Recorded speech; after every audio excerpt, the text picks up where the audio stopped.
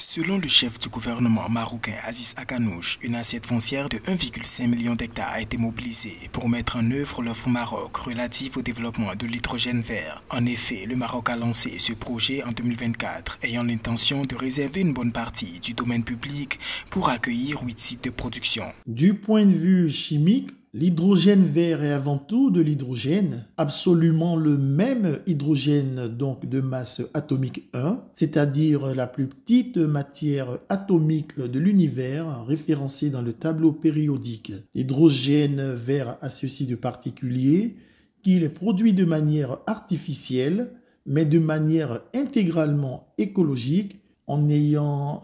uniquement recours à des sources d'énergie renouvelable pour réaliser l'électrolyse de l'eau, d'où l'appellation d'hydrogène vert, ainsi obtenu par la dissociation de la molécule d'eau pour obtenir d'une part de l'hydrogène vert et d'autre part de l'oxygène vert.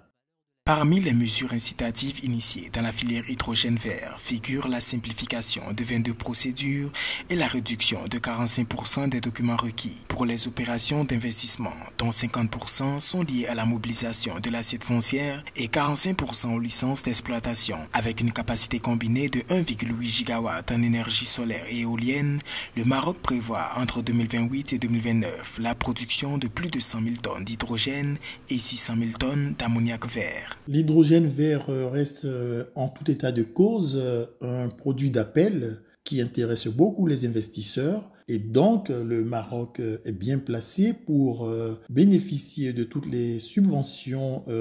et de toutes les attentions d'investisseurs internationaux pour pouvoir développer cette filière qui d'abord profitera au pays, profitera au continent africain et profitera au reste du monde, de tous ceux qui sont partenaires à ce royaume qui a une vision énergétique assez proactive. Cet engagement fort du royaume marocain pour le développement de l'hydrogène vert constitue un potentiel significatif pour le marché local, mais aussi pour l'export. Toutefois, en raison des contraintes liées à la gestion foncière dans le monde rural, le gouvernement a décidé de simplifier à hauteur de 33% les procédures concernant l'autorisation des permis de construire.